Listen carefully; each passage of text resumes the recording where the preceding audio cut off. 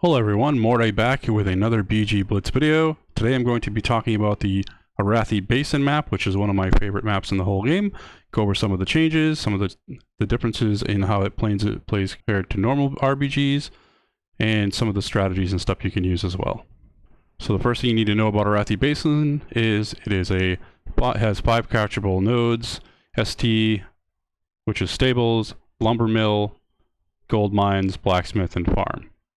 When you come out of the gates, if you're on the Horde side, the first node you're going to see is farm, and when you come out of the Alliance base, the first node you're going to see is stables. Some of the changes made to Arathi Basin for the BG Blitz mode is the acquisition rate for the node for the maps for the bases is increased, so the games go a little bit faster. Other things you need to know is to fully capture a node, you have to complete the 4-second cast on the flag, which is down from 6 seconds. Just remember that, faster caps, and hold the point for 30 seconds without the other enemy team recapturing. So that is down from a minute. It used to take a minute for those to capture, now it's down to 30 seconds. So everything's faster. After you capture a node entirely, you control for 45 seconds. If you can see in the video here, you see that bubble around the flag. It is no longer clickable for those 45 seconds. After the 45 seconds, it then deactivates. And then can be captured 5 seconds later. So just like the DEEPWIND Gorge map, bases can be ghosted. Just keep an eye on the right hand side of your screen for the timers to know when those bases are coming back up to be recaptured again. As you can see right now, there we go. It still has a bubble on it for the next 5 seconds, and then the flag will be able to be captured again, as I am doing right now, or trying to. But yeah, so that's how it works. So then that base is be able to be captured again. So a lot of rotation, a lot of different ways to kind of rotate on this map and kind of get your team back into the game as well. So just like on all maps, your mount speed is increased, and on especially the Arathi Basin map, it does have the power-up runes, just like Battle for GILNEAS and DEEPWIND Gorge does. And again, their shield protection provides a large absorb shield in the shadows, which allows your player to increase movement speed and stealth. So that's good for non-stealth classes to kind of be able to sneak up on things. Rune of Frequency increases your cooldown rate. Shadow Sight provides stealth and invis detection. That's the same kind of thing you pick up in Arena to see stealth. Same icon and everything.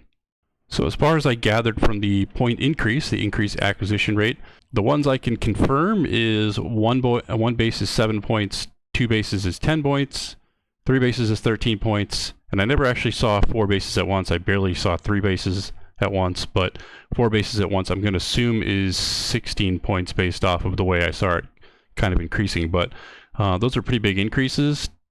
Just for one base, it's 2 points to 7 points. These games are a lot faster. But you also don't see a lot of bases capped at one time because they're always rotating and coming up for recapture and stuff. So that point increase makes a lot of sense. So just some basic strategies that I would probably, just off the top of my head, I can think of for this type of, normally for this battleground, you'd want to try to get 3 bases right off the bat. If you're coming from the Horde side, it would be farm, lumber mill, and blacksmith, or farm, mines, and blacksmith.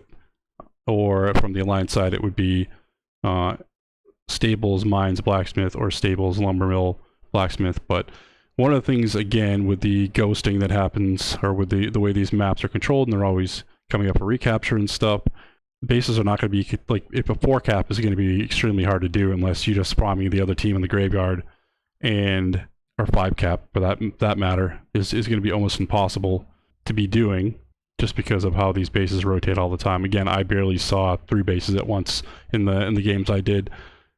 So just keep that in mind. When you're doing this, just rotate a lot.